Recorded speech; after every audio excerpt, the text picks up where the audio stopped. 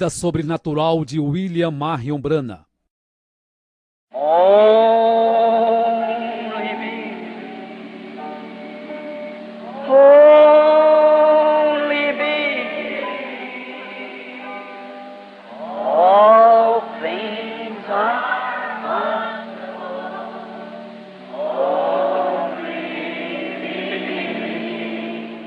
A vida, o ministério, o profeta.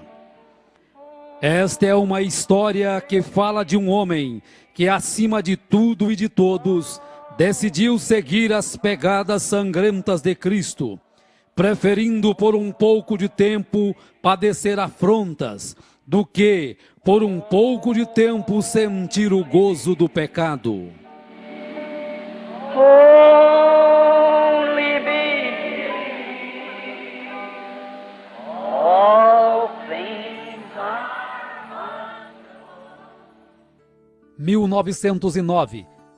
Ella Branham casou-se aos 14 anos com Charles Branham, de 18, ambos descendentes de irlandeses, em 1907, após se conhecerem em um rodeio.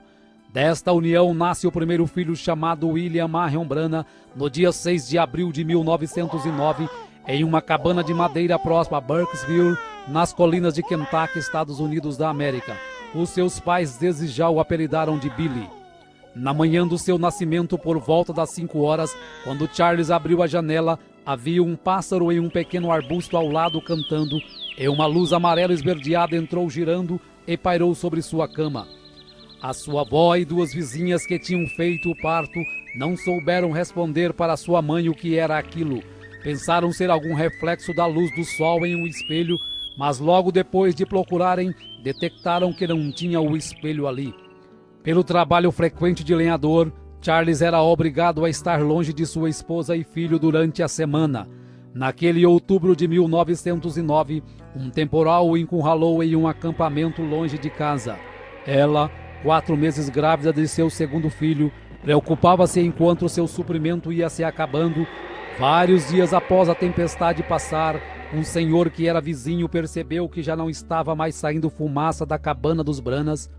Então resolveu ver o que havia acontecido. Ele bateu, mas não teve resposta. Quando ele tentou abrir a porta, percebeu que estava trancada por dentro. Com muito esforço, conseguiu forçar a abertura da porta. O que ele encontrou no interior o fez estremecer. Ela e seu bebê estavam amontoados na cama, quase mortos de frio e fome. Apressadamente o vizinho agarrou o machado e foi até a floresta. Voltando com suficiente lenha para aquecer a cabana, sem encontrar comida, foi até sua casa e retornou com o máximo de mantimentos que podia carregar. E isto foi o que os manteve vivos até a chegada de Charles. 1910. Em março de 1910, Charles e Ella Branham tiveram seu segundo filho, Edward Branham. 1911. No início de 1911, Ella Branham deu à luz ao seu terceiro filho, que se chamou Henry Branham. No outono deste ano, Charles estava numa festa quando houve uma briga. Um robusto valentão chamado William Yarbrough derrubou um amigo de Charles no piso, pulou sobre ele, puxou sua faca e estava prestes a cravá-la em seu coração, quando Charles com uma faca lhe perfura o peito e o deixa sangrando, porém ainda vivo. E assim, no espaço de uma tarde, Charles Branham desapareceu, deixando sua esposa sozinha na mata para defender-se por si própria e a seus 3 bebês. Billy tinha 2 anos e meio, Edward tinha 1 ano e meio e Henry tinha apenas 6 meses. Nesta idade de 17 anos, Ella Branham percebeu que Charles havia deixado uma parte dele mesmo com ela. Ela estava grávida novamente. 1912.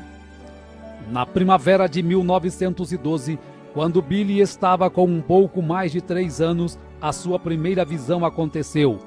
Ele estava bem atrás de sua casa brincando com seu irmão mais novo, Edward.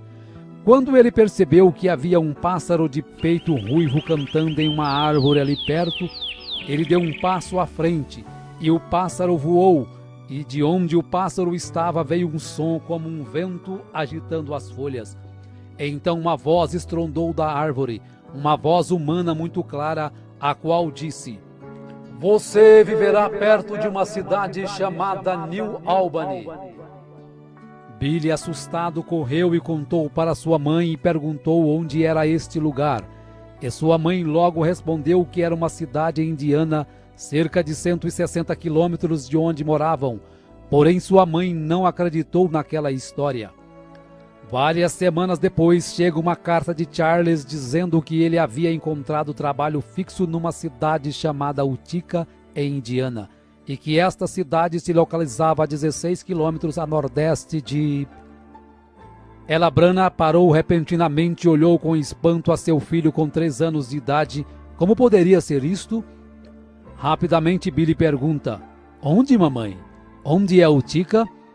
Ela disse lentamente: Billy, nós vamos morar a 16 quilômetros a nordeste de New Albany, Indiana.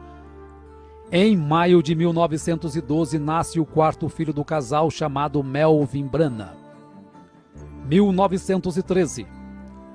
Na primavera de 1913, Charles consegue um emprego em Jeffersonville, Indiana, com um dono de destilaria. Apesar de receber pouco, tinha a vantagem de morar sem precisar pagar aluguel. Sua cabana situava numa colina de frente para o rio Ohio e a aproximadamente 5 quilômetros de New Albany. 1914. Em maio de 1914 nasce o 5º filho do casal, chamado Edgar Lee Branagh. 1916. Em setembro de 1916, Billy, com 7 anos, e Eduardo, com 6, começaram a estudar na escola Utica Pike, que era uma típica escola rural de uma única sala. A senhora Temple seria a professora deles por muitos anos. O primeiro uniforme de Billy foi uma improvisação de um paletó que era de Charles, e ela Branagh o costurou e fez umas calças. Nesta época, Billy começou a perceber que sua família era pobre, pois todas as crianças se vestiam melhor e comiam sanduíches, doce ou bolo para a sobremesa, enquanto ele comia somente feijão e alguns dias não comia coisa alguma. Nesta época, apesar de gostar muito de pescar com seus colegas, Billy foi forçado a deixar a pesca e participar do plano de seu pai de fabricar uísque escondido, pois naquele estado não era permitido o consumo de bebida alcoólica.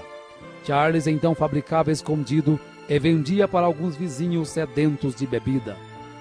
Numa tarde, quando Billy foi buscar água para seu pai fabricar o uísque, parou no meio do caminho para descansar à sombra de uma grande e prateada árvore de álamo. Lágrimas escorridas misturadas com poeira estavam estampadas em seu rosto quando algo aconteceu. Aparentemente parecia ser apenas o barulho do vento soprando entre as folhas da árvore. Olhou para cima e as folhas não estavam em movimento. Tampouco havia sequer sinal de vento. Levantou-se, caminhou uma pequena distância, olhou novamente para cima.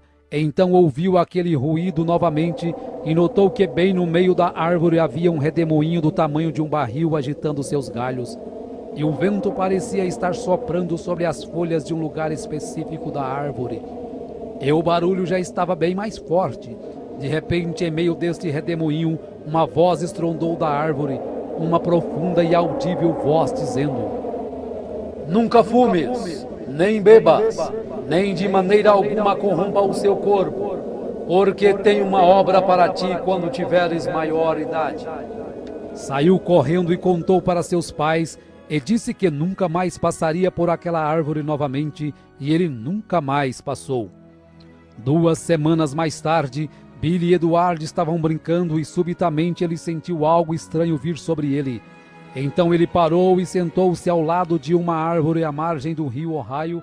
Ele olhou para baixo em direção a Jeffersonville e viu uma ponte levantar-se da margem, peça por peça, em movimentos rápidos e atravessar o rio.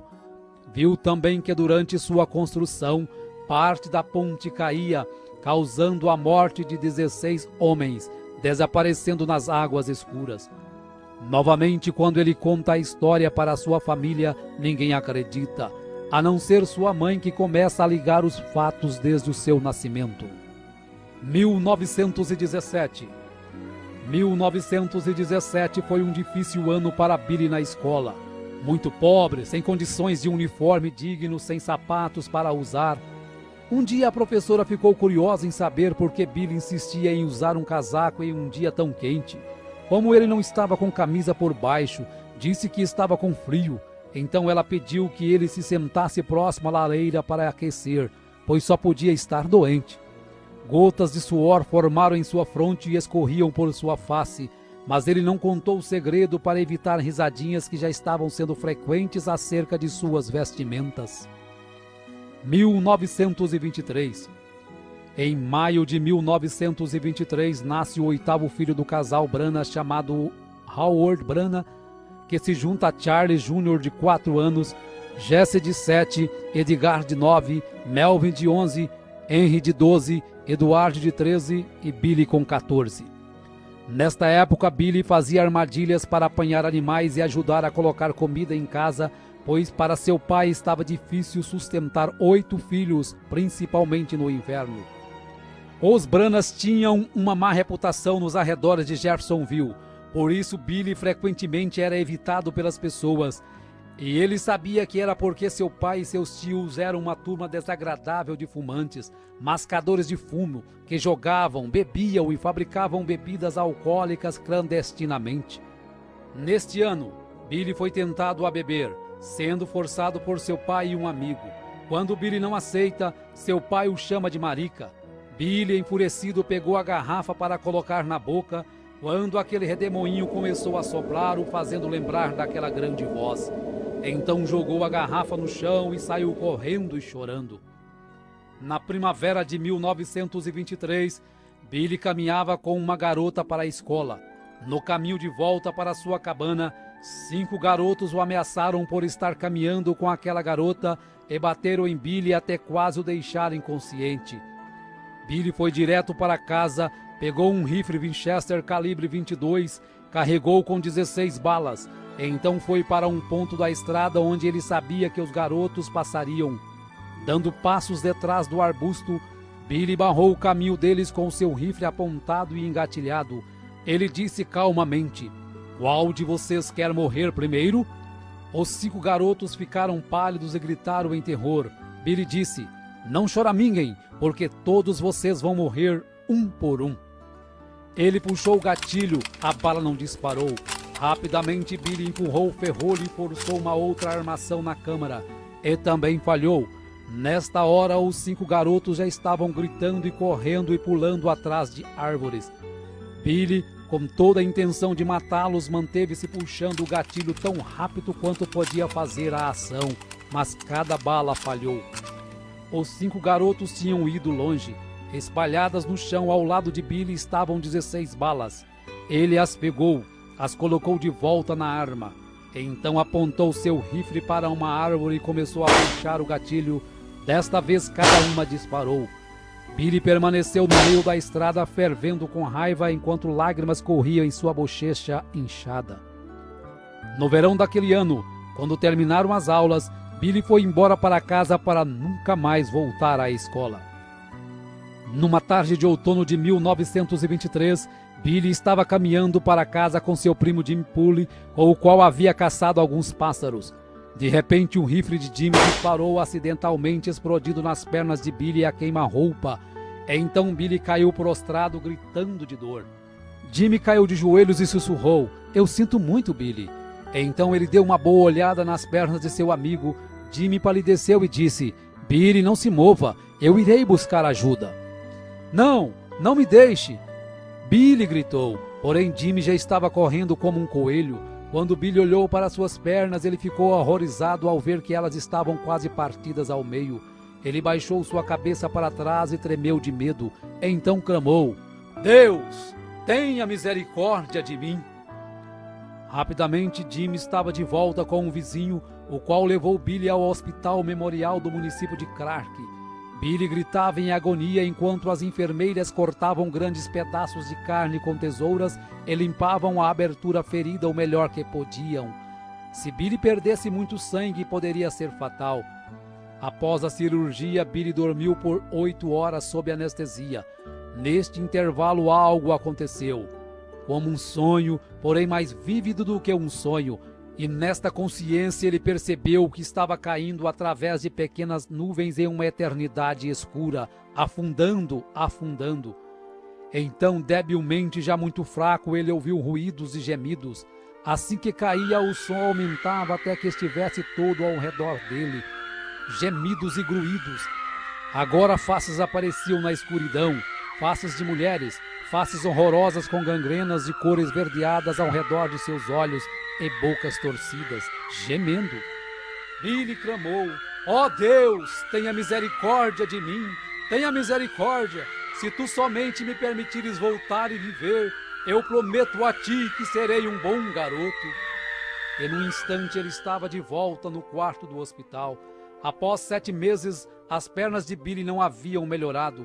Então, na primavera de 1924, novamente é operado para retirar restos e chumbos que haviam ficado em sua perna, e desta vez a cirurgia foi um sucesso. Foi neste ano, numa de suas saídas para a floresta, que Billy descobriu a caverna de Greens Mill, onde ele se encontraria com Deus no futuro. 1926. Em meados de 1926, Billy conhece uma garota e, pensando ser diferente das outras, marca um encontro e saem para dar uma volta de carro. Parou em uma lanchonete para comprar sanduíches e, quando ele volta, encontra a garota fumando, a qual ele pensava ser uma boa moça e alguém cuja companhia seria mais apta a desfrutar. Para ele isso foi um choque. Ela o convida a fumar, porém quando ele não aceita, ela o chama de marica. Por isso ele pega o cigarro para fumar e o redemoinho novamente o impede de praticar aquilo que Deus o havia ordenado para não fazer. Nesta mesma época, quando caminhava com seu primo Jimmy, uma cigana o chama e diz que há uma luz que o segue. E explica que aquela luz é porque ele havia nascido sob um sinal muito profundo para uma chamada divina. Tais experiências permitiam que Billy soubesse que sua vida diferia das dos outros rapazes de mais formas do que apenas pobreza. 1927. Em agosto de 1927, nasce o 9º filho do casal, chamado James Branagh. Como sempre, Billy encontrou sua maior paz vagando pela floresta com seu cachorro Fritz do que saindo com garotas ou amigos. Um dia o Sr. Short, um xerife assistente local, envenenou a comida de Fritz. Billy ficou furioso. Charles o alcançou indo em direção ao posto policial com um rifle na mão, dizendo: "Eu vou matá-lo, papai." Charles tomou o rifle e o manteve longe dele. Billy retornou onde estava enterrado seu cachorro. Ajoelhou-se, tirou seu chapéu e disse que um dia mataria o xerife por tê-lo envenenado. Agora que seu melhor amigo se tinha ido, Billy sentiu a necessidade de uma mudança em sua vida mais do que nunca. Mais tarde, naquele outono, conheceu um homem chamado Francisco que estava saindo para o oeste, a Phoenix, no Arizona. Quando o Sr. Francisco o convidou para ir com ele, Billy agarrou a oferta tão logo estivessem prontos para partir. Billy disse à sua mãe que ele iria acampar por 1 ou 2 semanas. Daquela maneira ele poderia deixar a cidade sem que ela tentasse falar com ele para impedi-lo. Quando ele chegasse no Arizona, lhe escreveria uma carta e explicaria. Em setembro de 1927, com 19 anos, foi para o oeste, em Phoenix, no Arizona, para trabalhar em um rancho onde permaneceu por 1 ano e meio. 1929. No fundo de seu coração ele sentia que estava fugindo de Deus, pois estava sempre sentindo a sensação como se alguém caminhasse ao seu lado, tratando de dizer-lhe algo, especialmente quando estava a sós. Um dia recebeu uma carta de sua mãe avisando que seu irmão Eduardo estava muito doente, porém Billy não levou isto muito a sério. Após alguns dias, Billy recebe o telegrama que seu irmão Eduardo havia morrido na noite anterior. A notícia o atordoou. Então olhou através do amarelo e queimado sol da pradaria, e lágrimas corriam pelo seu rosto. Ele lembrou em quão difícil a vida tinha sido para os 2 garotos, indo à escola sem roupas suficientes para vestir, sem livros escolares, papéis ou canetas, e às vezes sem comida para comer. Oh, se ele pudesse somente voltar e viver isto novamente! Porém, Eduardo tinha-se ido. Billy desejou saber se Eduardo estava pronto para encontrar-se com Deus. Então o pensamento o afetou. E quanto a ele mesmo? Estava ele pronto para encontrar-se com Deus? Billy voltou a Jeffersonville para o funeral. No encerramento de seu sermão, o reverendo McKinney pergunta se tem alguém que quer aceitar a Cristo naquela hora. Billy firmou-se em seu assento para não se levantar. Algo estranho estava puxando seu coração. O que quer que isto fosse, estava fazendo ele se sentir miserável. Após o funeral, Billy permaneceu em Indiana. Logo ele conseguiu um trabalho em uma companhia de serviço público de Indiana. Em novembro de 1929, Ella Branham deu à luz ao seu 10º e último filho, que finalmente foi uma menina e se chamou Dolores Branham. Nesta época, Billy recebeu uma proposta extra de emprego, desta vez de ser guarda florestal do estado de Indiana. Agarrando a proposta de imediato, pois ele ajudava no sustento da família Branham com 11 pessoas em casa. Um dia, ao ser escalado para patrulhar o Parque Estadual de Henryville, dentro do ônibus, uma mulher astróloga diz quem ele era, o dia em que ele havia nascido, e que havia nascido sob um sinal como um dom para a humanidade. Termina dizendo que ele havia nascido para o Oeste. 1930. Após algum tempo, Billy sofre um acidente de moto em frente a um campo de treino de pugilistas. Então os homens o convidam para entrar e assistir a algumas lutas enquanto se recupera. A partir de então começa a tomar gosto pelo boxe e inicia os treinamentos com George Smith, que era então conhecido por 6 segundos, por derrotar um adversário no ringue em 6 segundos. Billy prosperou no ringue e, lutando como amador, nunca havia perdido uma luta. Depois de um ano de competições, ele se tornou um profissional e campeão de vários torneios. Até então ele pensava que era imbatível, até que lutou contra Bill Pritchard. Nesta luta, Billy foi tão massacrado que no intervalo do último round, orou a Deus que se ele permitisse que saísse vivo daquela luta, nunca mais lutaria. Depois daquela noite, Billy jamais subiu num ringue novamente. 1931. No outono de 1931, Billy, com 21 anos de idade, foi acometido de acidez estomacal devido ter se asfixiado com gás em seu trabalho em New Albany, ficando muito ruim. Seu estômago rejeitava quase tudo o que tentava comer. Então, após passar por especialistas em Louisville, Kentucky, os médicos disseram que era apendicite e que ele tinha que ser operado. Muito embora ele nunca tivesse sentido nenhum sintoma dessa enfermidade, permitiu que fizessem a cirurgia. Nervoso e assustado, ele queria alguém perto dele durante a operação que soubesse orar, sentia estar chegando ao fim de sua carreira. Embora não tivesse jamais bebido, fumado ou se corrompido de alguma forma, tinha a consciência de que não estava pronto para se encontrar com Deus. Após a cirurgia, deitado e completamente consciente, Billy sentiu seu pulso se tornar mais fraco a cada minuto. Foi quando o quarto do hospital começou a escurecer como se fosse um grande bosque. Ele podia ver o vento soprando entre as folhas. Ele começou a ter a sua terceira visão. As folhas que ele escutava eram as mesmas que sopravam naquela árvore de álamo naquele dia.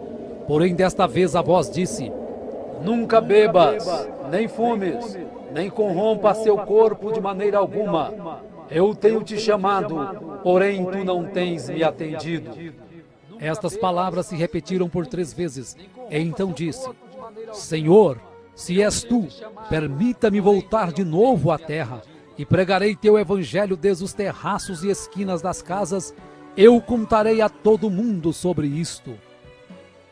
Quando esta visão passou, ele já se sentia melhor. Durante o inverno de 1931, sua condição continuou piorando. Seu estômago rejeitava quase tudo o que tentava comer. Seus olhos haviam desenvolvido astigmatismo e por isso não conseguia ler sem espessas lentes. Os médicos já haviam concluído que sua condição era sem volta e prescreveu uma rígida dieta. A partir deste momento ele começou a buscar a Deus, começou a ler a Bíblia sistematicamente e quanto mais lia, mais encorajado ficava. Foi de igreja em igreja para ver se alguma fazia chamada de altar como faziam antes e para sua tristeza não encontrou nenhuma.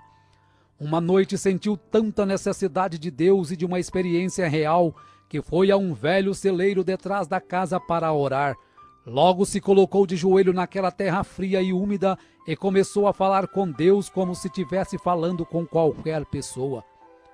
De repente apareceu uma luz âmbar brilhante na cabana e formou uma cruz.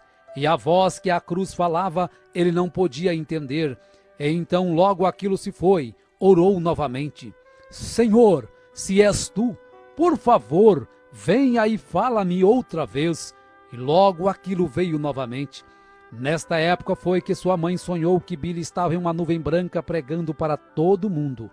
Aquilo atingiu Billy de uma maneira muito peculiar, porque sua mãe quase nunca sonhava. 1932.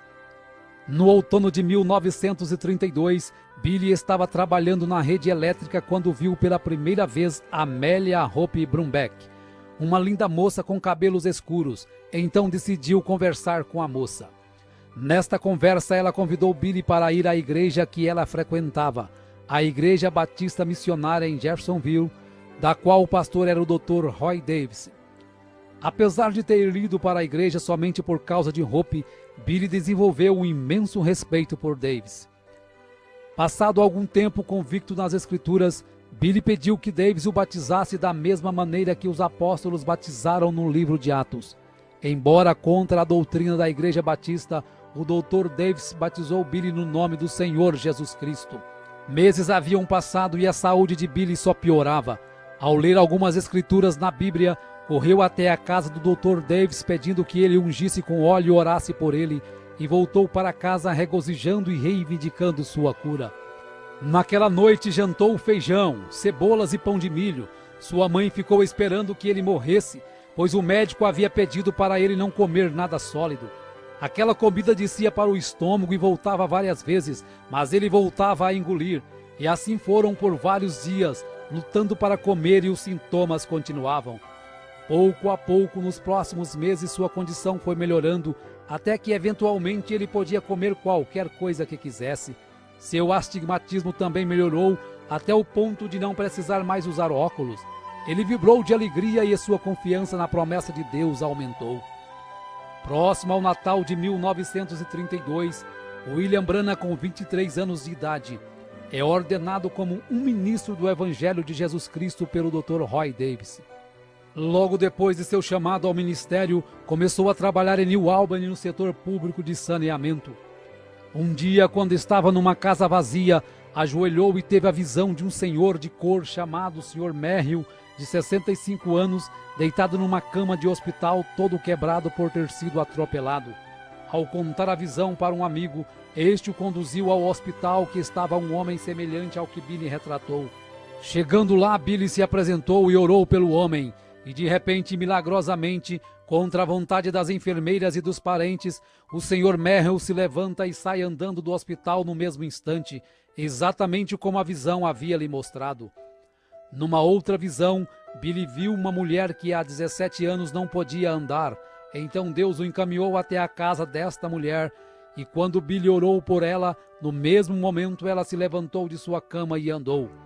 Billy foi para casa entusiasmado e contente sobre estas maravilhosas visões que estavam sendo precedidas de tais milagres. 1933. Durante 24 anos, Billy havia vagado sem objetivo algum através de sua própria solidão espiritual. Agora, pela primeira vez na sua vida, estava comendo alimento verdadeiro carregado de nutrição espiritual. No início de 1933, pregou seu primeiro sermão na Igreja Batista. Nesta época, Billy batizou sua mãe com 39 anos em nome do Senhor Jesus Cristo. Uma noite após toda a sua família estar dormindo, Billy saiu para orar e teve a visão de um homem celestial com vestes brancas. Ao contar a visão ao Dr. Davis e ao reverendo McKinney, eles aconselharam que Billy se afastasse disso, pois era obra do inimigo. Porém, Billy continuava tendo as visões e havia tomado com seriedade o novo ministério, pregava em todos os lugares que passava. Uma das primeiras pessoas que guiou a Cristo foi o Sr. Short, o oficial que tinha envenenado ao Fritz, seu cachorro de caçada. Billy pregou na Igreja Batista por apenas 3 meses. até que um desacordo por não concordar com o Dr. Davis em ordenar mulheres para o púlpito o forçou a se desligar da Igreja Batista. Tão logo alugou um salão maçônico para as reuniões, as pessoas começaram a se converter e já o consideravam como seu pastor. Em junho de 1933, alugou uma tenda de circo para uma campanha de avivamento em Jeffersonville. No domingo antes de começar a campanha, Billy recebe as 7 visões do que aconteceria com o mundo nos próximos anos. Inspirado por estas visões, Billy pregou com grande aflição nas noites da campanha, e isto fez com que cada dia as pessoas lotassem mais a tenda, ao ponto que numa escola dominical, Billy pregou para aproximadamente 1000 pessoas. Ao terminar, fez o apelo para quem queria render sua alma a Cristo e ser batizado. Era 11 de junho de 1933. William Branham deixou a tenda rumo ao rio Ohio com mais de 1000 pessoas o seguindo. Destas, 200 pessoas para serem batizadas. Quando o irmão Branham batizava a 17ª pessoa, uma bola de fogo desceu sobre sua cabeça e dela uma voz familiar saiu. Assim como João Batista foi enviado como precursor da minha primeira vinda, tua mensagem precursará a minha segunda vinda. Margie, uma professora de escola dominical conhecida do irmão Branham, estava por ali em seu bote à margem do rio, usando apenas roupas sumárias. O irmão Branham pediu que ela se retirasse, porém ela começou a ridicularizar o batismo até quando viu a luz celestial e, num desespero, caiu de costas e bateu a cabeça, ficando demente para o resto da vida. Após a campanha, o salão maçônico alugado já não suportava mais a quantidade de pessoas que frequentavam as reuniões. Então o irmão Branham orou até que Deus mostrou para ele um terreno pantanoso na esquina da rua 8ª com a rua Penn. Em julho de 1933, os alicerces foram levantados e a pedra angular colocada, juntamente com um tambor, com moedas, lembranças, petições e a folha da Bíblia do irmão Branham em 2 Timóteo 4, de acordo com o que o anjo mandara ler. Em setembro de 1933, é finalizada a construção do tabernáculo Branham. Mesmo tendo sua congregação, o irmão Branham continuou frequentando a Igreja Batista para escutar o Dr. Davis e principalmente para ver Hope. 1934. Após alguns meses de timidez, tentativas e mais tentativas, Billy havia encontrado na sogra uma barreira para o seu casamento. Porém, no Sr. Charles, seu sogro, ele encontrou todo o apoio para realizar o seu sonho de se casar.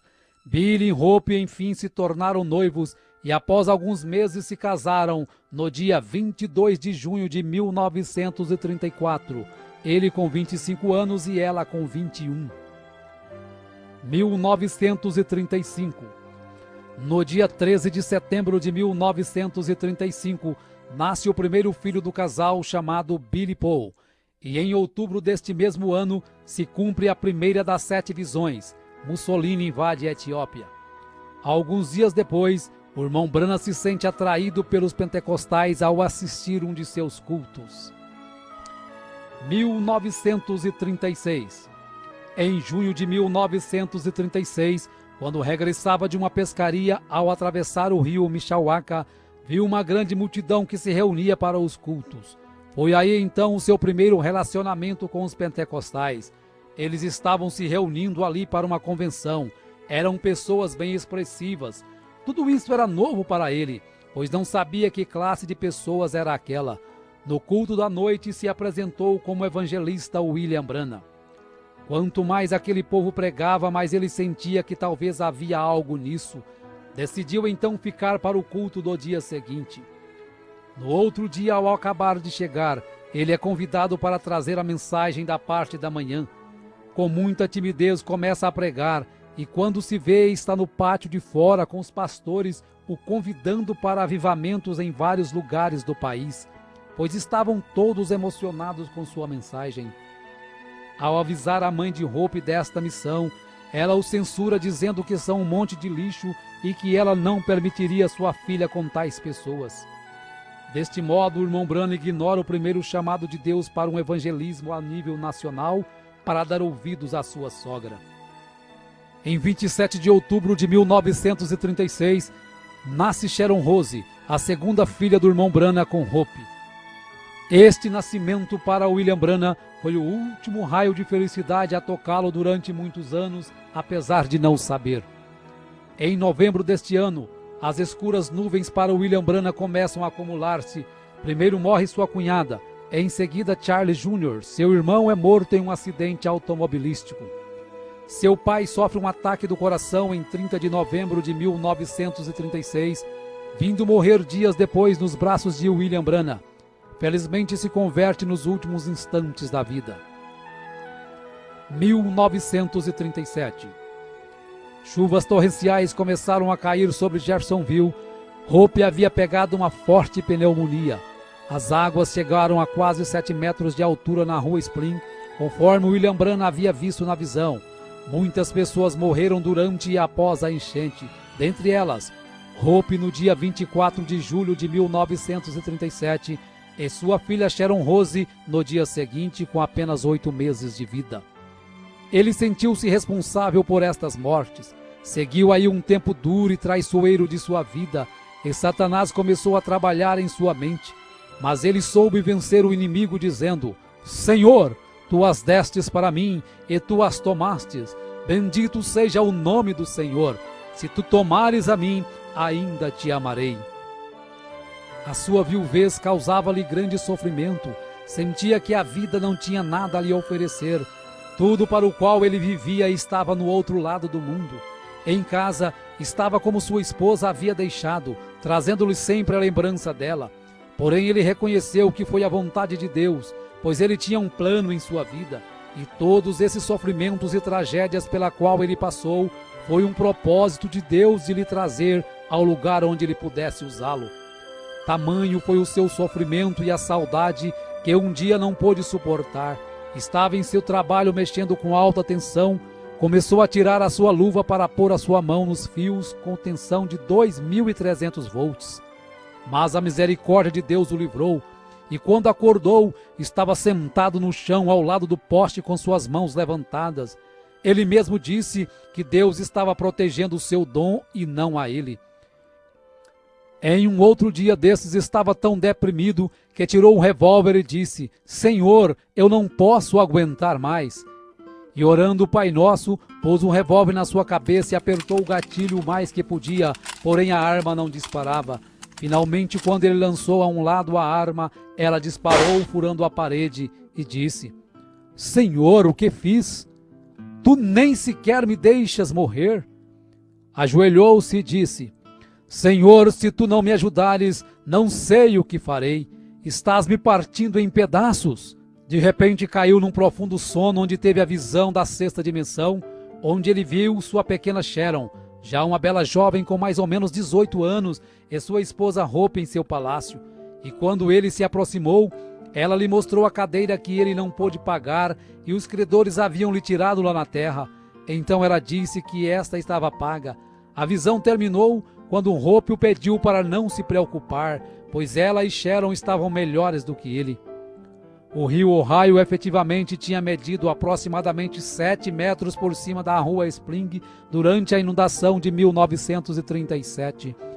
Exatamente como o anjo lhe tinha mostrado que seria, o tabernáculo Branham, o qual não estava longe, também tinha recebido um batismo. Quando as águas baixaram, todos os móveis do tabernáculo estavam virados para cima, a não ser o púlpito, que se posicionou de volta no lugar exato em que estava, na posição vertical e voltado para a congregação. A noite anterior à inundação, Billy tinha deixado sua Bíblia aberta na parte superior do púlpito. Quando ele finalmente conseguiu retornar para inspecionar o dano, descobriu que sua Bíblia estava exatamente onde a tinha deixado, ainda aberta na mesma página. Billy tomou isto como um sinal de Deus. Embora as circunstâncias externas de sua vida estavam em desordem, a palavra de Deus que ele pregava permanecia sempre fiel e estável. 1939. Em 1º de setembro de 1939, se cumpre a segunda das 7 visões que William Branham havia recebido em 1933. Adolf Hitler invade a Polônia e a partir dali viria o Holocausto dos judeus. 1940, um ano de muitas visões e milagres. Enfatizamos apenas o caso de George Carter, uma moça de 23 anos com tuberculose que foi curada pelo irmão Branham, sendo vista antecipadamente através de uma visão. Viveu com saúde até 1954, quando diagnosticou câncer no seio. Novamente o irmão Branham ora e ela é curada, recebendo mais 44 anos de vida, morrendo em 1998 com 84 anos de idade.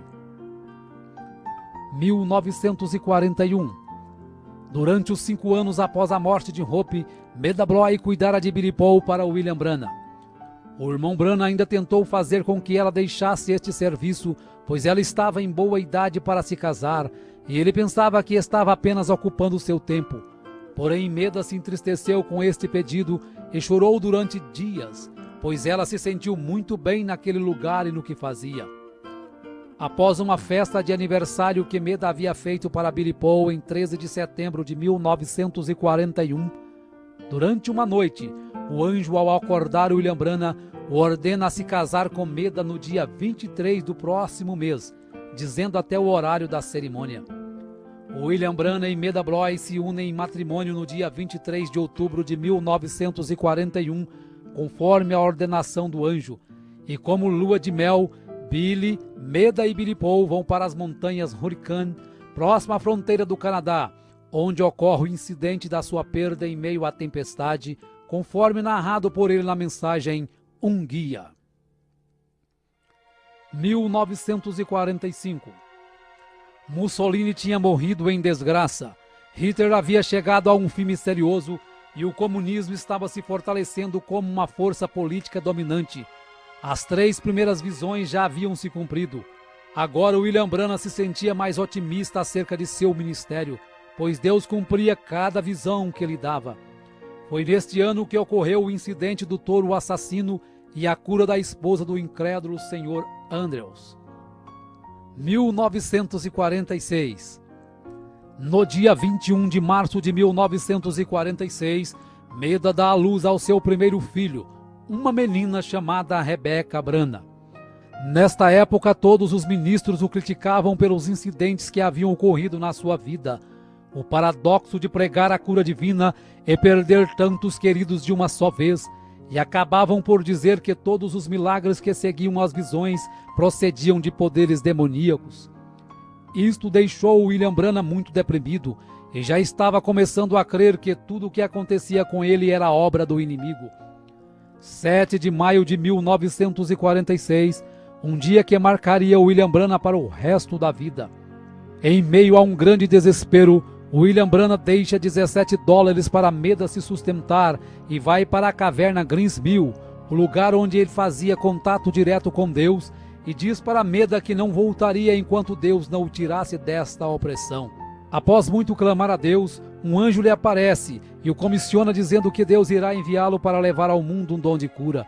Para que as pessoas pudessem crer nele, era necessário que ele fosse apenas humilde e sincero, e seria-lhe dado 2 sinais como foi dado a Moisés. O primeiro seria que, ao pegar na mão direita do enfermo com a sua mão esquerda, poderia detectar a presença de alguma enfermidade. E o segundo seria que, por meio de uma visão, ele diria até os mais profundos pensamentos e intenções dos corações. Assim sendo, todos terão que crer. Em seguida, o anjo lhe mostra através das Escrituras que Jesus em seu ministério discernia os pensamentos e intenções dos corações e curava os enfermos. Enquanto isso, os homens religiosos chamavam isso de obra de demônios e chamavam-no de Beelzebu. Quando o anjo se foi, o irmão Branham retornou para casa convicto de seu ministério. Em um domingo, quando entrou à sua igreja, ouviu aos irmãos cantando "Somente Crer". Quando sentiu a presença do anjo se aproximar, percebeu que este estava destinado a ser o seu hino tema. Passado alguns dias, William Branham procura o Dr. Roy Davis para contar acerca da sua comissão, e novamente o Dr. Davis diz que ele está apenas cansado e que foi apenas um sonho. Mesmo com a falta de incentivo, o irmão Branham estava determinado a seguir a comissão do anjo.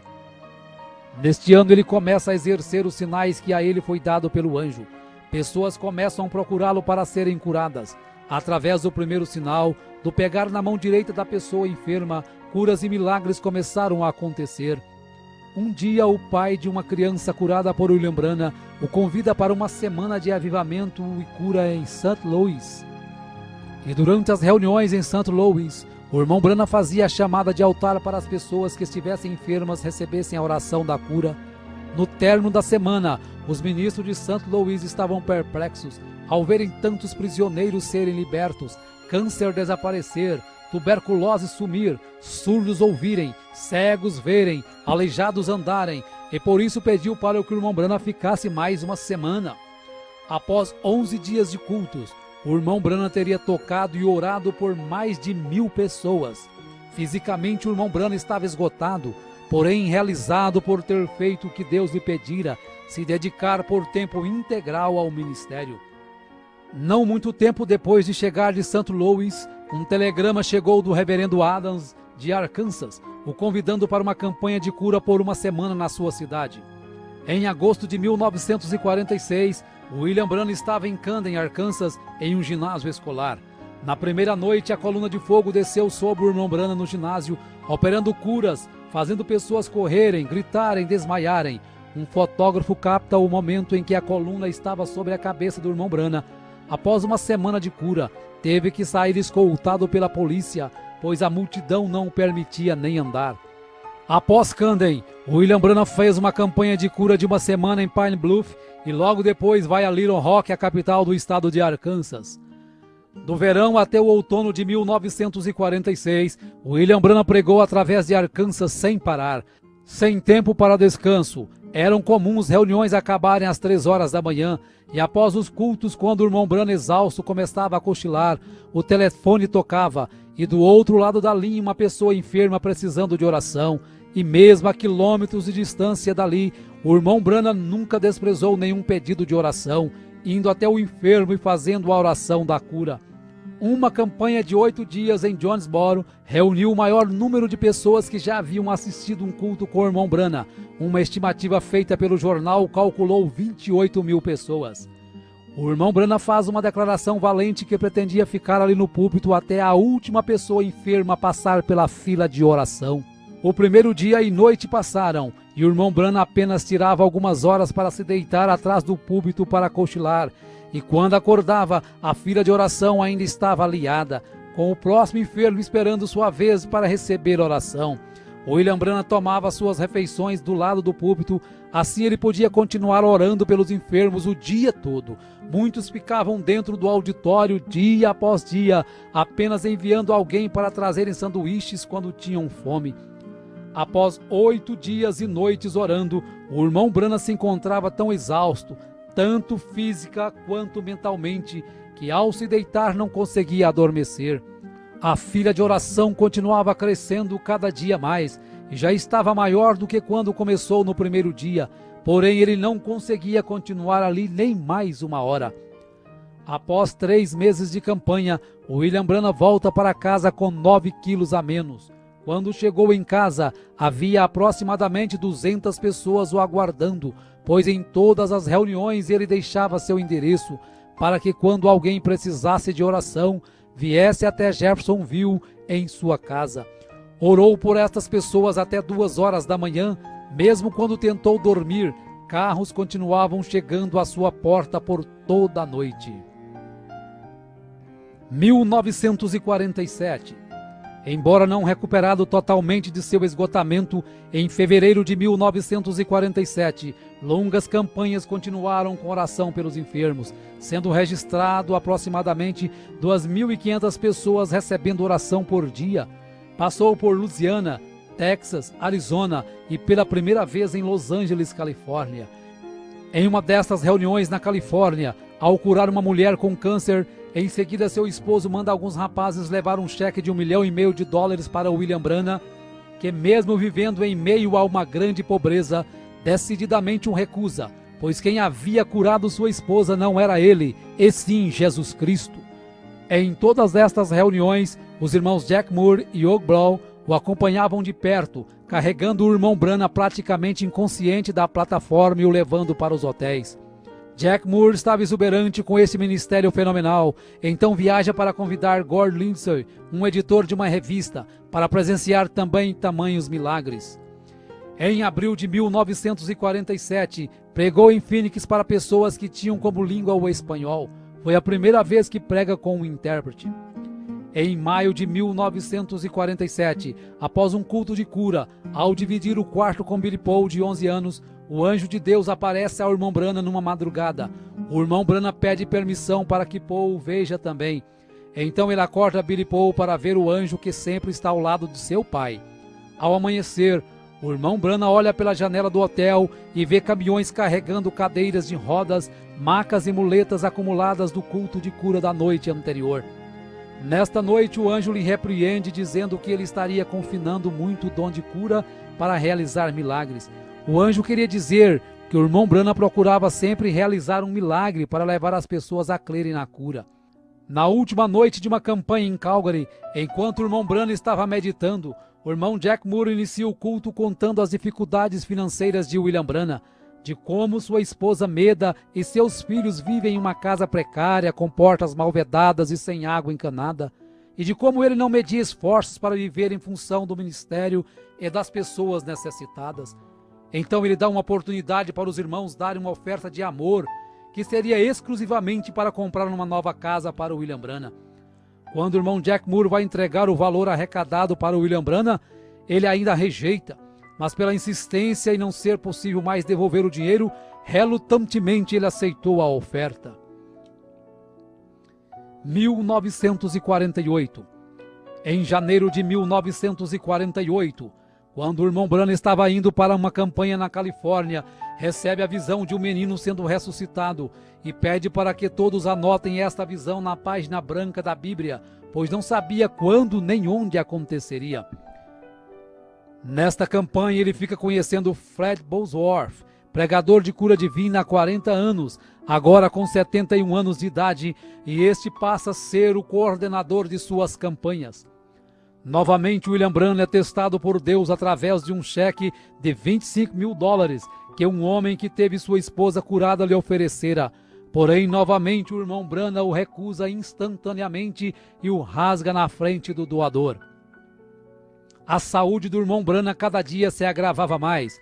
Estava com dificuldades para dormir. Seu peso havia caído para 45 quilos. Seus olhos afundaram. Sua aparência se empalideceu. E por isso desmarcou todas as campanhas que estavam marcadas naquele ano, pois os médicos diagnosticaram que ele estava com exaustão nervosa e dependia de muitos dias de repouso. Ele começou a perceber que não podia fazer como estava fazendo, com longas filas de oração até a madrugada ou virando noites. E assim como o sogro de Moisés o aconselhou a dividir as tarefas, o irmão Branham se maravilhou ao ver na revista de Gordon Lindsay que vários homens já estavam conduzindo campanhas de cura divina através dos Estados Unidos e Canadá, tais como William Freeman, Oral Roberts, Jack Coy, Tommy Osborne. E o que mais o entusiasmou foi saber que o seu próprio ministério foi o que havia influenciado estes homens de uma maneira direta ou indireta. Ele estava então disposto a não continuar jogando toda a carga para cima de si, mas fazer somente o que seu físico permitisse. Percebeu ainda através de uma visão que de 7 em 7 anos de sua vida aquela condição nervosa voltava e afetava o seu estômago. Porém, passado alguns dias, quando estava na varanda de sua casa, o anjo visita e diz que ele está curado daquela acidez no estômago. Após William Branham ter melhorado e ganhado 6 quilos, Aaron Buster e Fred Bosworth, como administradores das campanhas, começam a analisar as falhas cometidas no passado, como reuniões de cura divina terminar nas altas horas das madrugadas, fazendo com que o irmão Branham chegasse a um nível crítico de cansaço físico e mental. Decidiram então limitar o número de pessoas nas filas de oração e, para selecionar as pessoas, concordarem em usar os cartões de oração numerados, que deveriam ser entregues antes de começar os cultos. Desta forma, os administradores podiam monitorar sua força e encerrar o culto assim que eles sentissem que William Branham já tinha orado o suficiente. Em 14 de maio de 1948, Israel se declara uma nação independente, e o irmão Branham rapidamente associa esse fato com a figueira brotando descrita em Lucas 21. 1949. No dia 24 de julho de 1949, o curso da história cristã para William Branham mudaria para sempre. Quando estava pregando para 10.000 pessoas, ele tinha chamado a fila de oração, enquanto os oficiais reuniam 15 pessoas em ordem numérica. Quando chegou a primeira irmã para receber a oração, o irmão Branham já não fez como sempre havia feito nos cultos de cura, segurando a mão direita da pessoa enferma, mas simplesmente começou a ter visões de episódios que haviam acontecido e que aconteceriam com aquela pessoa. A partir de então, ele percebeu que o segundo sinal que o anjo havia lhe dado estava começando a entrar em evidência, que era ver até os segredos mais profundos do coração. Algumas pessoas criam na visão e outras pensavam que era telepatia ou algo arranjado. Numa campanha em Windsor, com aproximadamente 8.000 pessoas, no final da fila de oração, um jovem sem enfermidade tenta desmascarar o irmão Branham. Diz que tem tuberculose e que quer ser curado. Porém, Deus mostra a trama ao irmão Branham e ele diz que a partir daquele momento o jovem teria realmente tuberculose para o resto da vida. Isto leva o jovem ao desespero, porém já é tarde demais. Aquelas visões o enfraquecia muito, por isso 20 visões por noite já faziam o irmão Branham tremular de fadiga. Milhares de cartas chegavam de vários lugares com pedidos de oração. Não sendo mais possível atender tantas cartas, ao ler o livro de Atos no capítulo 19 e ver que o apóstolo Paulo orava pelos lenços, ele sentiu de fazer o mesmo. Porém, como não tinha condições de comprar tantos lenços, ele cortava um grande lençol em pedaços, orava por cada um, e seus administradores, Fred Bosworth e Ernie Buster, enviava por carta de volta para cada pedido de oração, explicando na carta para o enfermo que deveria guardar seu pano orado na Bíblia na passagem de Atos 19. Não passou muito tempo quando começaram a chegar cartas com testemunho das pessoas que haviam recebido os panos orados. Uma campanha em Fort Wayne, Indiana, quando acabara de curar uma criança com pólio, a organista, ao ver isto, levantou suas mãos e gritou, enquanto sobrenaturalmente as teclas do piano continuaram sozinhas a tocar o mesmo hino. Nesta mesma noite que John Ryan, um velho homem cego, é curado, porém sua cura só é efetivada alguns dias depois, quando estava na barbearia. 1950. Em janeiro de 1950, os administradores do irmão Branham agendaram uma campanha de 17 noites em Houston, Texas. Embora muitos ministros da cidade contribuíram para as reuniões, Dr. Best, um ministro local, colocou um grande anúncio no jornal criticando o irmão Branham e a cura divina. Dr. Best queria um desafio em público para provar que cura divina não existia. Então o irmão Branham envia Fred Bosworth em seu lugar para o debate que aconteceria no Coliseu Sam Houston, no Texas. O William Branham assistiu o debate em um lugar do auditório disfarçado, e após Bosworth e Best muitos se debaterem, o anjo se aproxima do irmão Branham e fala para ele descer até a plataforma. Era 24 de janeiro de 1950, e o Dr. Best havia contratado alguns fotógrafos do estúdio Douglas para desmascarar o irmão Branham como impostor, e quando o irmão Branham começou a falar sobre o seu nascimento sobrenatural e o dom de cura que Deus havia lhe dado, aquele ralo de luz desceu e pairou sobre sua cabeça. Enquanto isso, os fotógrafos rapidamente aproveitam para fotografar o momento em que a luz estava sobre ele. No estúdio Douglas, quando foram revelar as fotos, todas estavam queimadas, exceto uma, a que tinha o halo de luz pairando sobre a cabeça do irmão Branham. Quando levaram a foto para mostrar a William Branham, humildemente ele diz que se sente muito honrado por Jesus ter permitido ser fotografado ao seu lado. Gordon Lindsay então pede uma análise do negativo da foto e George Lacer, um agente do FBI, conclui que a foto é realmente sobrenatural, sendo posteriormente publicada em várias revistas dos Estados Unidos. Na manhã seguinte ao debate, uma carta de Durban, África do Sul, chega às mãos de William Branham, o convidando para ir orar por Florence Nightingale, que se encontrava com câncer em estado terminal, pesando 22 quilos. Porém, haviam muitas campanhas antes de poder ir à África. No dia 6 de abril de 1950, William Branham, Ern Buster, Jack Moore, Gore Lindsay e Howard Branham embarcam em um avião rumo a Londres, Inglaterra, para orar pelo rei George VI. Quando desembarca, fica sabendo que Florence Nightingale estava ali também, pois ela havia ficado sabendo da sua passagem em Londres. Após orar pelo rei, foi até o lugar que estava Nightingale, orou por ela e disse que quando Deus a curasse, seria o sinal de que ele deveria ir até Durban, na África do Sul. Porém, o anjo lhe avisou também que havia uma armadilha preparada para ele nesta campanha da África.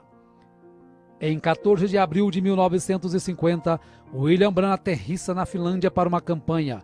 Em 21 de abril, após o almoço, quando estavam descansando, percebe um acidente no qual um carro havia atropelado 2 garotos.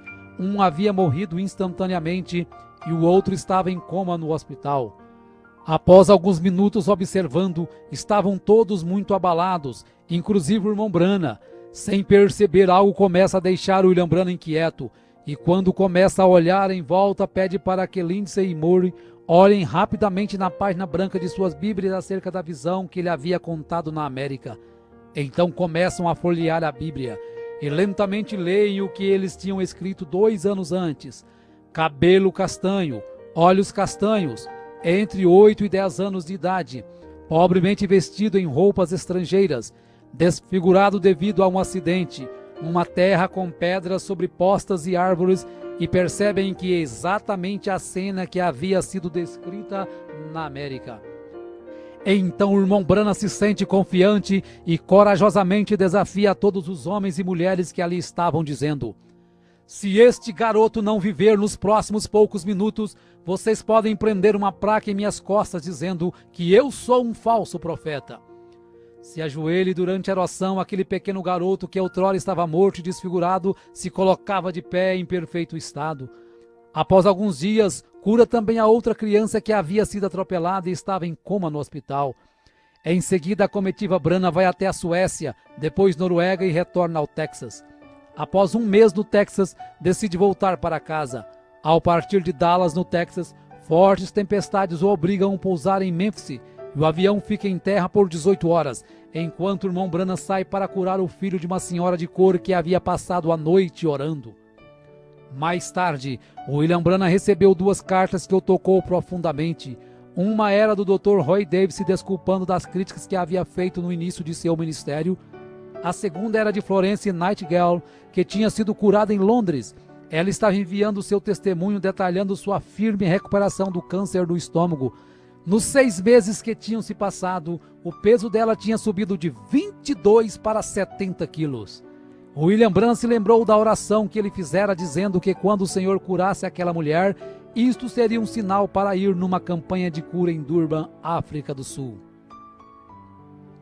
1951. No dia 19 de março de 1951, nasce sua segunda filha com a irmã Meda, seu nome é Sarah Branham. Em 22 de julho de 1951, quando estava numa campanha em Toledo, Ohio, ao sair para almoçar, o irmão Branham tem a visão do arco-íris de sangue depois de ter condenado aquelas pessoas no bar. Volta e conduz a mulher que estava vestida indecentemente a Cristo. No dia 6 de outubro de 1951, a comitiva de William Branham aterrissa em Johannesburg, África do Sul. Johannesburg estava sendo abalada pelo profeta William Branham. Cada reunião estimava-se aproximadamente 15 mil pessoas. Quando Ernest Baxter o avisou que estariam partindo para outras cidades do sul, o anjo mostra ao irmão Branham que ele não deveria ir embora de Johannesburg agora. Deveria ficar em Johannesburg por mais 2 semanas e logo depois, mais 10 dias numa caçada com Sidney Jackson, um homem que ele conheceria dias depois. Após isto, deveria ir direto a Durban e ficar o tempo que Deus quisesse que ele ficasse. Foram muitas horas de discussão para tentar convencer os coordenadores da campanha acerca do que Deus havia lhe dito, porém de nada adiantou, pois o comitê organizador já havia gastado muito dinheiro nos anúncios e estavam dispostos a continuar um roteiro independente do que o irmão Branham dissesse. O irmão Branham então foi orar a Deus, e quando estava orando à noite em seu quarto, recebe a visita do anjo que diz para ele ir para as cidades do sul com os coordenadores, conforme eles tinham programado. Porém, esta era uma vontade permissiva de Deus, e ele sofreria muito por isto. Nesta hora, William Branham recorda da visão quando o anjo lhe fala da armadilha que estava preparada para ele na África. Após vários dias de campanha por várias cidades, a comitiva chega a Durban em 20 de novembro de 1951. O abdômen de William Branham doía muito e logo ele percebeu que era por sua desobediência. Os cultos seriam realizados no hipódromo Greyville e os sermões seriam pregados com auxílio de 15 intérpretes. Na primeira noite, o irmão Branham nota a grande quantidade de raças e o administrador lhe explica que Durban era a única cidade que o governo permitia colocar todos no mesmo lugar. Então o irmão Branham entendeu o porquê Deus queria que ele fosse direto para Durban. O profeta continua sentindo fortes dores no abdômen, mesmo quando estava orando e os enfermos sendo curados. Ele pedia para ser curado também, mas não era respondido, e se viu merecedor daquela rejeição pela desobediência. Em um momento chegou a ser tirado da plataforma chorando de dor. Todos os recordes de frequência estavam sendo quebrados naquelas reuniões. No culto de domingo à noite, estimou-se aproximadamente 50.000 pessoas. Foram tantas curas e libertações que quando o prefeito da cidade chamou o irmão Branham na janela do hotel, ele ficou atônito vendo 7 caminhões de gado abarrotados de cadeiras de rodas, muletas, macas e aparelhos, sendo seguidos por uma multidão de nativos de todas as tribos, ombro a ombro, sem inimizade, cantando somente crer, tudo é possível, somente crer. Durante 10 semanas na África, a comitiva William Branham tinha conduzido 120 cultos em 11 cidades, com a frequência de 500.000 pessoas e 10.000 pessoas sendo conduzidas a Cristo pelo batismo. Tudo isso exigiu que o irmão Fred Bosworth continuasse na África por mais um mês para ajudar aos ministros locais a estabelecerem os novos convertidos a Cristo. 1952. O irmão Branham estava vivendo semanas em um estado miserável com muita dor. Recebe o diagnóstico de uma amebíase invasiva, que era a terceira pior enfermidade que existia. No final de fevereiro de 1952, ele retorna ao médico, que diz que o seu estado está cada vez pior e que se as amebas caírem em sua circulação sanguínea e chegar ao seu cérebro ou seu coração, ele viveria apenas mais 10 horas. Às 3 horas da manhã, o anjo acorda e lhe diz que ele está curado daquelas amebas, pois o preço da vontade permissiva já havia sido pago. O irmão Branham retorna às suas campanhas em 13 de julho de 1952, com 8 dias de cultos em Hammond, Indiana. Em agosto inicia a campanha em Battle Creek, Michigan. Durante esta campanha, o anjo do Senhor se aproxima de William Branham e diz: encerre as reuniões em Battle Creek e vira Minneapolis imediatamente. Mais uma vez o irmão Branham teria que sair de um compromisso para cumprir a vontade perfeita de Deus. Só que dessa vez ele não desobedeceu a Deus, passando no teste que Deus lhe dera, mostrando o que aprendera com o acontecido na África. 1953. Após alguns meses de campanha em 1953, passando pela Flórida, Arkansas e Indiana, o irmão Branham decide passar o resto do verão descansando em casa. Neste verão, quando estava no quintal de sua casa, é surpreendido por um enxame de abelhas que o teriam matado se não fosse a manifestação do amor divino. Em agosto de 1953, o profeta recebe a proposta do pastor Leroy Cope de Los Angeles para fazer um filme documentário acerca do seu ministério, o qual Cope chamaria de O Profeta do Século XX. Em uma manhã de agosto começaram as gravações. Foi neste período que Billy Paul, com 18 anos, começou a se distanciar dos caminhos de Cristo. Mesmo sendo aconselhado por seu pai, decidiu tomar o caminho errado. Após algum tempo de rebeldia, se encontra na cama de um hospital, quando o anjo ordena que William Branham vá até ele. No quarto do hospital, o irmão Branham avisa que é ele que tem que orar, pois ele que pecou. Após sua oração, ali mesmo Billy Paul é curado e levado de volta para os caminhos de Cristo. 1954.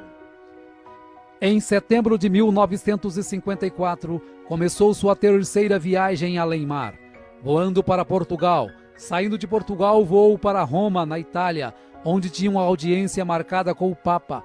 porém a cancelou logo que lhe foi descrita as formalidades de beijar o seu anel e chamá-lo de Santo Pai. Saindo de Roma, voou até Cairo, no Egito, onde visitou as pirâmides. No dia seguinte, seu entusiasmo havia crescido, pois estava indo para Jerusalém. Porém, quando estava esperando o voo no aeroporto, o anjo lhe diz para não ir, porque ainda não era a hora e a Palestina não era seu lugar. Não seria fácil, mas ele teve que ignorar todos que o aguardavam na Palestina e obedecer ao mandado de Deus. Então ele remarca sua passagem para Atenas, na Grécia. Partindo da Grécia, voou para a Arábia Saudita e dali para Bombai, na Índia.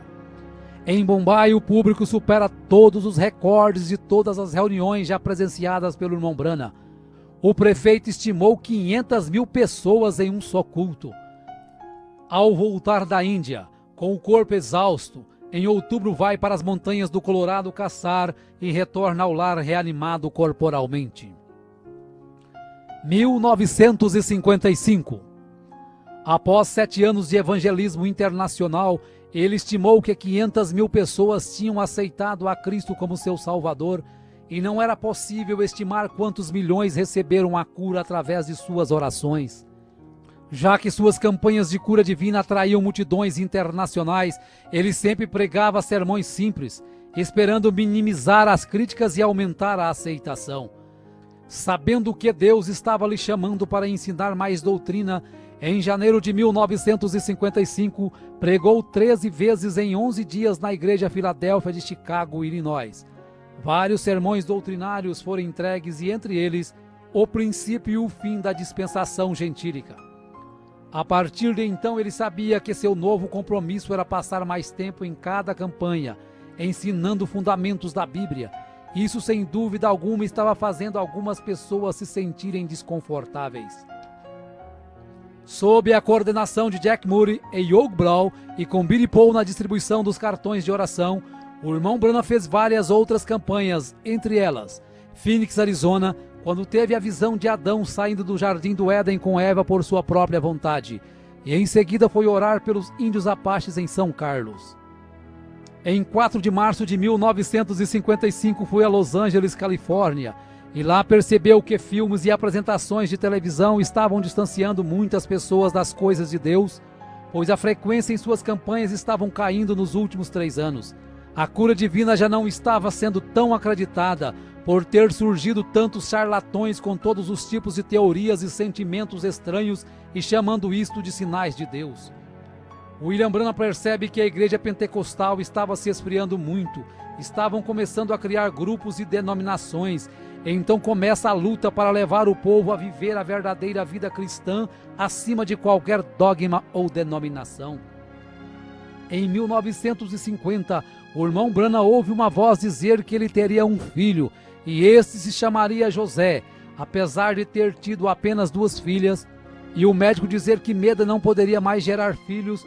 No dia 19 de maio de 1955, nasce seu 3º filho com Meda, chamado José Branham.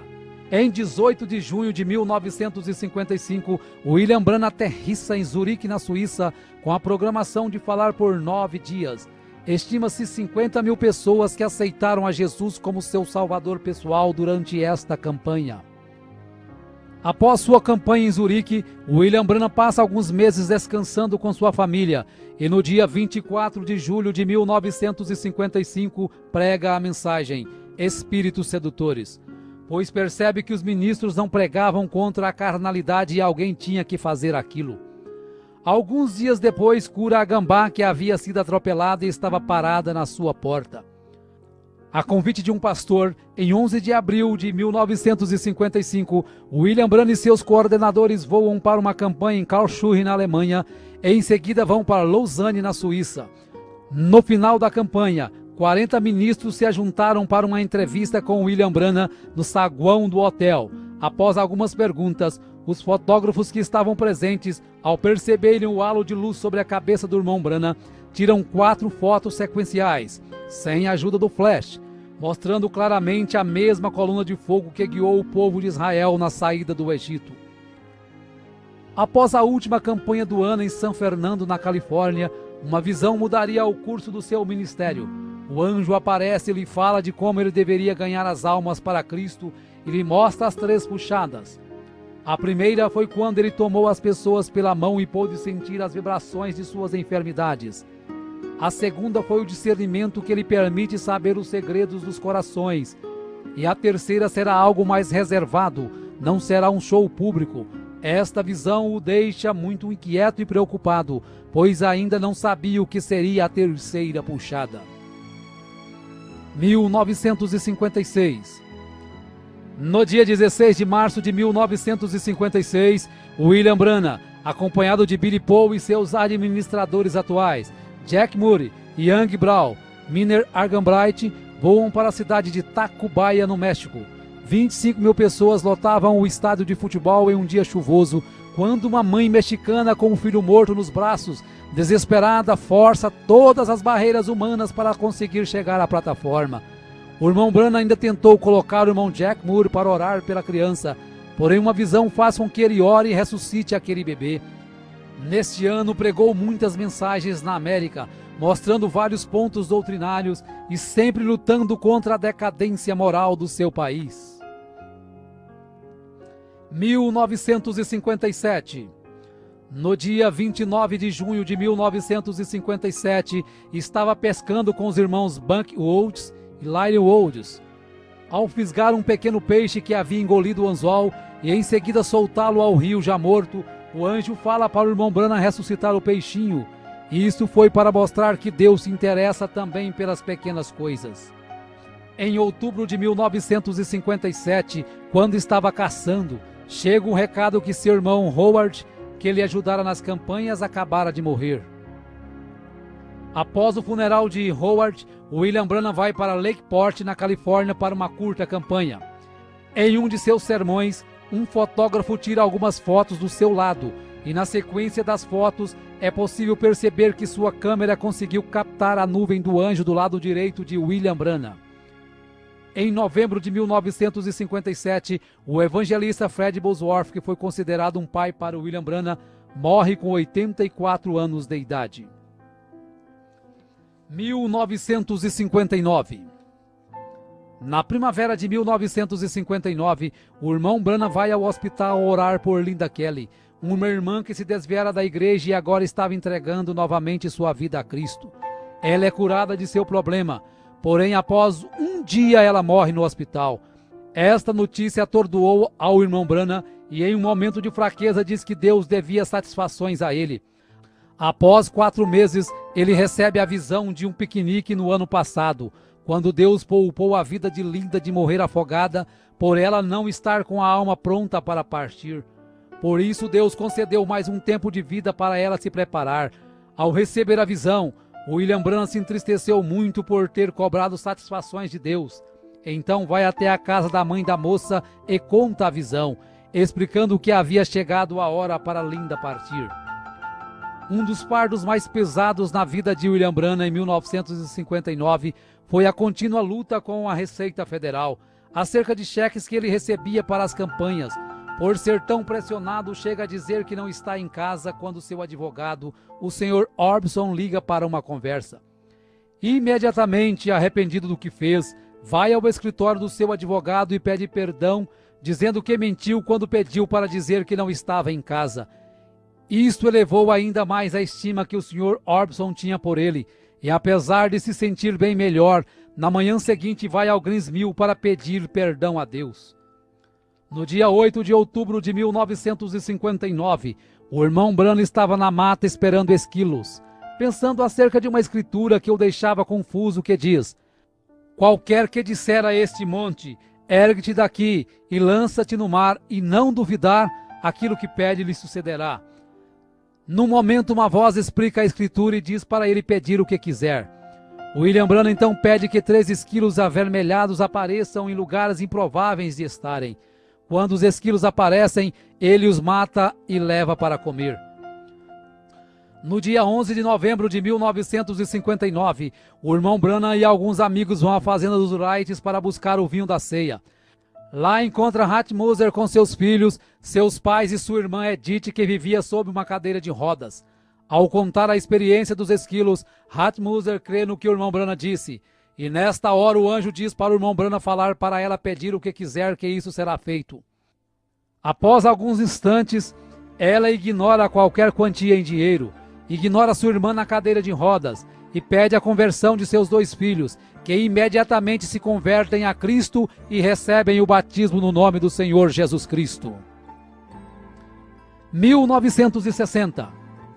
No dia 8 de maio de 1960, às 7 horas da manhã, quando o irmão Branham ainda estava deitado, o anjo o levou a ver além da cortina do templo. No momento seguinte, ele estava numa planície e milhares de pessoas corriam em sua direção gritando: "Nosso precioso irmão!" Todos pareciam ter não mais de que 20 anos. Ele ficou confuso, e o anjo lhe disse que eram seus convertidos na terra. Uma moça o abraça, e quando ele diz que não a conhece, o anjo diz que esta era uma senhora de 90 anos que ele havia conduzido a Cristo na terra. Após algum tempo vê Hope, depois o seu cavalo Prince e o seu cachorro Fritz, e o anjo diz que tudo o que ele mais amava na terra estava ali. Quando fica sabendo que ele seria julgado juntamente com seu povo, se entusiasma por saber que o apóstolo Paulo também seria, e tudo que Paulo pregou ele havia pregado. De repente ele estava de volta naquele velho corpo deitado, mas dali em diante sua vida nunca mais seria a mesma. 1963. Em 28 de fevereiro, em Tucson, no Arizona, 7 anjos de Deus em formação de pirâmide compõem uma nuvem sobrenatural, e o irmão Branham, juntamente com o irmão Fred Sotman e o irmão Gene Norman, estavam ali como 3 testemunhas. Diversos observatórios fotografaram a nuvem e a fotografia foi publicada na página 112 da revista Life em 28 de maio de 1963. Em março deste mesmo ano, essa aparição precedeu a abertura dos selos, que ocorreu nos dias 17 a 24 de março de 1963. A revelação dos 7 selos é o que confirmou seu ministério como sendo o ministério do 7º anjo de Apocalipse 10:7 e do Elias de Malaquias 4, 5 e 6. Seu ministério foi marcado por visões, milhares de curas, milagres e maravilhas. Seria impossível estimar a quantidade de pessoas conduzidas a Cristo. Cegos enxergaram, surdos ouviram, câncer caiu na plataforma, tuberculose desaparecia e várias outras enfermidades eram abolidas.